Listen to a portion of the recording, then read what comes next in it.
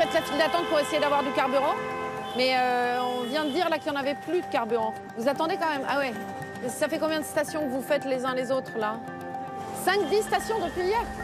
Samedi. Depuis samedi? Ah oui, d'accord, ok. Bon. Donc là, on voit hein, la file d'attente partout, les scooters. Là, les voitures, ça remonte à peu près à 800 mètres d'ici. Et là, le monsieur de la station-service vient tout juste d'annoncer qu'il n'y avait plus de carburant. Donc les gens vont partir chercher une autre station parce qu'il n'y a pas d'autre solution. Comment en est-on arrivé là, à une telle pénurie? Au départ, un mouvement de grève dans les raffineries de Total et d'ExxonMobil. Les salariés demandent que les super-profits leur soient aussi redistribués. Ont-ils tort? Ont-ils raison? Clément Le Goff et Yannick Sanchez ont suivi pour nous cette folle semaine.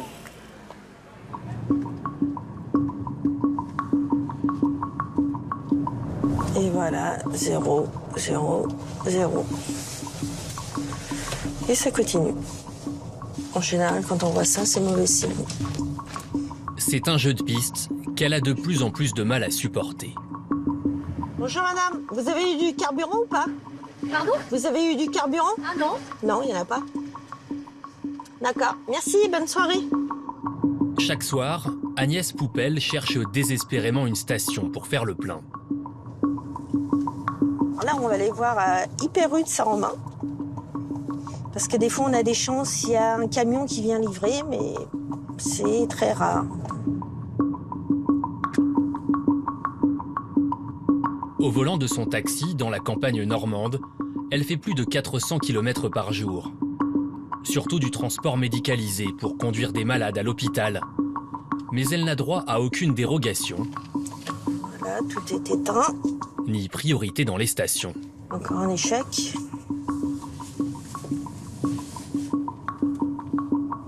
Moi, je pense à mes patients, je me dis, mais comment je vais faire? Je peux pas leur dire, bah non, je viens pas vous chercher. Il faut que ça cesse. C'est stressant parce qu'on fait des kilomètres et on se dit, il n'y a pas de station, donc on rajoute 10 kilomètres et on voit la jauge qui continue de descendre. Un stress qui se transforme en colère quand elle passe devant ce qu'elle considère comme la cause de ses problèmes. La raffinerie de Gravenchon, à l'arrêt, depuis 3 semaines. Ils ne connaissent pas leur bonheur avec le salaire qu'ils ont et je crois que plus ils en ont, plus il leur en faut. J'ai l'impression qu'ils vous mettent en colère, ces grévistes. Tout à fait. Croyez-moi qu'il vaut mieux pas que j'en vois un devant moi parce qu'il aurait ces 4 vérités en face. Au bout d'1 heure et demie, On tourne en rond et on trouve rien. Ah. enfin une station ouverte. Il y a du gasoil. Mais on va faire la queue, je pense. Si, il y a du gasoil. Devant elle, de nombreux automobilistes et encore une demi-heure d'attente.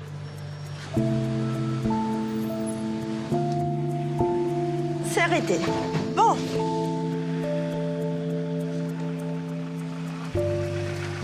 C'est une victoire pour ce soir. C'est un gros soulagement aussi. Je vous le cache pas. J'ai les nerfs qui lâchent un peu, ça fait du bien. Nous avons voulu approcher d'un peu plus près ces raffineries qui mettent la France à cran. En Normandie, entre Rouen et Le Havre, Gonfreville-Lorcher pour Total et Notre-Dame de Gravenchon pour Esso ExxonMobil sont les 2 plus grandes raffineries françaises. Elles représentent à elles seules plus de 40% de nos capacités de production de carburant. Il y a 3 semaines, c'est d'ici, à Gravenchon, qu'est parti le mouvement de grève qui s'est ensuite étendu à toute la France. Il est 5h46 et je vais à l'Assemblée Générale. Et vous êtes dans quel état d'esprit, là? Moi, comme tous les autres jours, pour l'instant, moi je suis gréviste et pour l'instant, le temps que la direction fera pas un pas vers nous et qu'on arrive à sortir de ce conflit depuis 3 semaines, je serai toujours gréviste. Alexandre Vincent, 36 ans, travaille chez Exxon comme technicien. Ça va? Comme chaque jour, devant l'entrée de la raffinerie, il vient participer au vote sur la suite du mouvement. Alexandre n'est pas syndiqué. Il fait grève pour obtenir 6% d'augmentation et 6 000 € de prime, en compensation notamment de l'inflation. Qui souhaite poursuivre le mouvement de grève? Merci à tous. On se retrouve Ce matin, ils ne sont que quelques dizaines, mais cela suffit à paralyser la raffinerie. Pas d'hésitation là. Non, pas d'hésitation, comme d'habitude.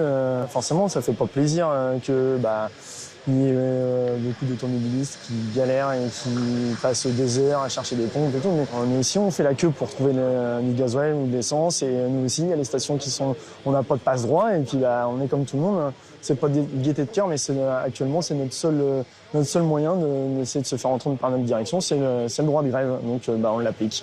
Sur une entreprise qui fait 1 milliard en 6 mois, si elle veut pas lâcher 6 000 € à ses salariés, on est déterminé. Ouais. Alexandre a beau être gréviste, aujourd'hui encore, il va devoir se rendre sur son poste de travail. M2E. Oui, yes. Comme elle en a le droit, la direction de la raffinerie l'a mobilisé. Il ne s'agit pas d'une réquisition administrative, il doit seulement continuer à assurer la surveillance des installations.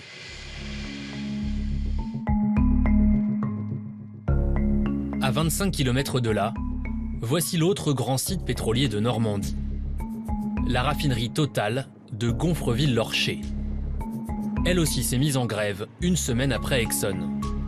Romuald Masson, délégué CGT, est l'un de ceux qui a lancé le mouvement.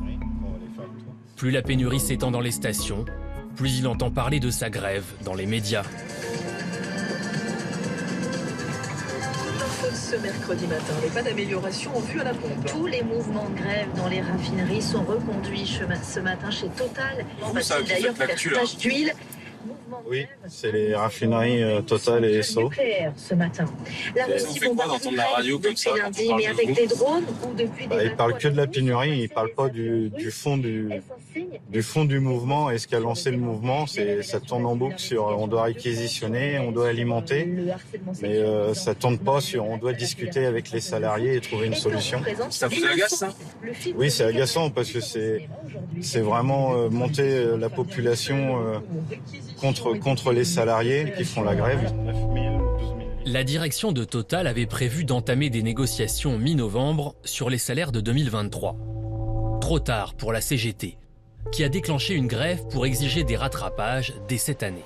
Le dialogue social, on aimerait bien qu'il soit là et qu'on puisse discuter avant d'arriver à devoir arrêter les unités et que ce soit médiatisé pour pouvoir avoir ne serait-ce qu'un peu d'attention de la part de nos cadres ou de nos dirigeants. Ici, la CGT Pétrochimie assume néanmoins un discours plus musclé, plus politique, plus radical. Dans la bouche de ses leaders, ce conflit est devenu un bras de fer, avec une multinationale accusée de faire des super profits et de privilégier ses actionnaires au détriment de ses salariés. Enfin, moi, ça m'a bien fait sourire de voir sur BFM le directeur raffinage européen, ce mec-là qui annonce que les salariés en bas, les travailleurs qui se cassent le cul à se lever à 4 h du mat', les travailleurs qui viennent se faire chier à passer 8 heures avec des conditions de travail dégueulasses à la journée, parce qu'il n'y a pas de moyens, parce qu'il n'y a rien, que ces salariés-là, ils sont illégitimes à demander des augmentations pour simplement maintenir leur niveau de vie. Le mec, il est à 150 000 mensuels et c'est lui qui nous donne des leçons, un bourgeois financier de Total. On n'a pas de leçons à recevoir de lui. Romuald Masson et ses collègues exigent 10% d'augmentation cette année. Pour eux, c'est un minimum, alors que Total a fait des résultats records. 18 milliards d'euros au premier semestre, 3 fois plus que l'an dernier. Pour le quart d'après-midi, qui est gréviste, s'il vous plaît? Une fois de plus, la grève est reconduite. Dans toutes les raffineries de France, les grévistes gardent la main sur les robinets de carburant du pays. À la fin de sa journée, nous retrouvons Alexandre, qui nous emmène autour de cette raffinerie dans laquelle il travaille depuis 5 ans. Gravenchon, c'est comme une petite ville qui s'étale sur 700 hectares. c'est tellement étendu, on a un véhicule de service, rien que pour se déplacer, tu vois, tellement c'est grand. Là, juste après, au niveau de la cheminée, c'est la distillation. La raffinerie produit du bitume, du fioul, du kérosène, du gazole ou encore du super sans plomb. Comme à l'usine, Alexandre fait les 3-8. Il travaille souvent la nuit, les week-ends et les jours fériés pour 2 800 € net par mois. C'est un salaire plutôt correct, mais après je pense qu'on ne vole pas parce que la vie de car c'est une vie très compliquée. Ça joue surtout au niveau moral et tout. Ça engendre beaucoup de fatigue. On côtoie des produits dangereux. Tous les produits qu'on véhicule, ça est explosif. Malgré de travailler dans une usine pétrochimique qui dégage beaucoup de bénéfices, on n'est pas non plus surpayé en fait. Sur les 1900 salariés, moins de 200 seraient en grève selon les syndicats. Mais comme Alexandre, ils occupent souvent des postes stratégiques. C'est dans la continuité, ma salle de contrôle, et on la voit un peu plus loin. La salle de contrôle, on voit qui est tout vitré un peu au milieu. Depuis cette salle, on ouvre et on ferme des vannes pour expédier les produits finis. Tout est bloqué, plus rien ne sort de ces 20 cuves, contenant chacune 50 millions de litres de carburant. Tout est à l'arrêt, les pompes sont sur arrêt. On est juste en stockage. Cela n'empêche pas Alexandre d'être payé. Car depuis le début de la grève, il a été mobilisé tous les jours, sauf 3.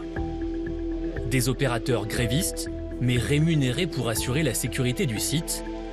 Nous avons découvert que cette situation était la même dans de nombreuses raffineries à l'arrêt, chez Exxon, comme chez Total.